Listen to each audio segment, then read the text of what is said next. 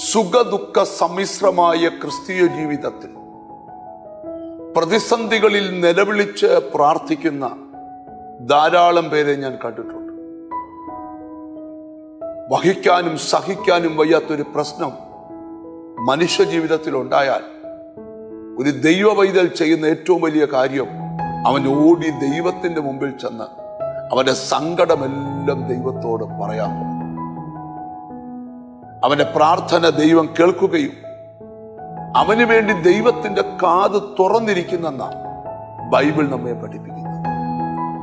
34-ാം സങ്കീർത്തനത്തിന്റെ 15-ാമത്തെ വാക്യം, യഹോവയുടെ കണ്ണ് നീതിമാന്മാരുടെ മേലും അവന്റെ ചെവി അവരുടെ നിലവിളിക്കും തുറന്നിരിക്കുന്നു.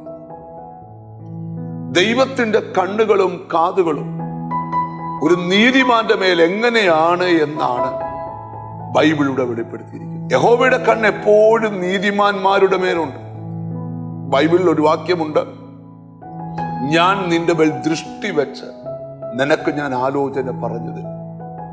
ഒരു ദൈവ പൈതൽ സ്വന്തം ഇഷ്ടപ്രകാരമല്ല നടക്കുന്നത്, അവൻ ദൈവത്തിന്റെ ആലോചന പ്രകാരമാണ് നടക്കുന്നത്. എങ്ങനെയാണ് അവൻ ആലോചന ലഭിക്കുന്നത്? ഒന്ന്, വേദപുസ്തകം അവനോട് സംസാരിക്കും. 2, ദൈവം അവനോട് സംസാരിക്കും. 3, സ്വപ്നത്തിലൂടെയും പ്രവചനങ്ങളിലൂടെയും വെളിപ്പാടുകളിലൂടെയും ദൈവം സംസാരിക്കും. നമ്മളിവിടെ പഠിക്കേണ്ട കാര്യം, യഹോവയുടെ കണ്ണ് എപ്പോഴും നമ്മുടെ മേലുണ്ട്. ദിനവൃത്താന്തങ്ങളുടെ പുസ്തകത്തിൽ ഒരു വാക്യമുണ്ട്, യഹോവയുടെ കണ്ണ് തങ്ങൾ ഏകാഗ്രചിത്തന്മാരായിരിക്കുന്നവർക്ക് തന്നെത്താൻ ബലവാനെന്ന് കാണിക്കേണ്ടതിന് ഭൂമിയിലെല്ലാം ഊടാടിക്കൊണ്ടിരിക്കുക. സ്നേഹിത, ദൈവത്തിന്റെ കണ്ണുകൾ നിന്നെ കാണുന്നു. അടുത്ത വാക്യം, നിന്റെ നിലവിളിക്ക് ദൈവത്തിന്റെ കാത് തുറന്നിരിക്കുക. ധൈര്യമായി നിനക്ക് പ്രാർത്ഥിക്കാം. നിന്റെ പ്രാർത്ഥന ദൈവം കേൾക്കുമെന്നുള്ളത് നമുക്ക് ദൈവസന്നിധിയിലുള്ള ഒരു വലിയ ധൈര്യമാണ്. നീ പ്രാർത്ഥിച്ചാൽ ദൈവം കേൾക്കും. നിന്റെ കുടുംബ പ്രാർത്ഥന ദൈവം കേൾക്കും.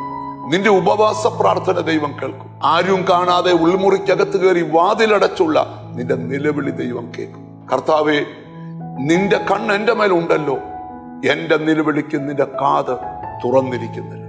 ഒന്നിച്ചു പ്രാർത്ഥിക്കാം. കാരുണ്യവാനായ ദൈവമേ, സ്വർഗസ്ഥ പിതാവേ, എന്നോട് ചേർന്ന് പ്രാർത്ഥിക്കുന്ന മക്കൾക്ക് വേണ്ടി പ്രാർത്ഥിക്കുന്നു. ആമീൻ. നീതിമാന്മാരുടെ യഹോവയുടെ കണ്ണുണ്ടെന്നും അവരുടെ നിലവിളിക്ക് എന്റെ ദൈവത്തിന്റെ കാത് തുറന്നിരിക്കുന്നെന്നും കേട്ടല്ലോ. നിന്റെ മക്കളുടെ പ്രാർത്ഥന കേൾക്കണം. എന്നോട് ചേർന്ന് പ്രാർത്ഥിക്കുന്ന മക്കളെ നിന്റെ നാമം ചൊല്ലി പിതാവിന്റെയും പുത്രന്റെയും പരിശുദ്ധാത്മാവിന്റെ നാമത്തിൽ അനുഗ്രഹിച്ച് പ്രാർത്ഥിക്കുന്നു. അവർ അനുഗ്രഹിക്കപ്പെടട്ടെ, യേശു ക്രിസ്തുവിൻ നാമത്തിൽ തന്നെ. ആമേൻ. നിന്റെ മേൽ യഹോവയുടെ കണ്ണുണ്ട്. God bless you.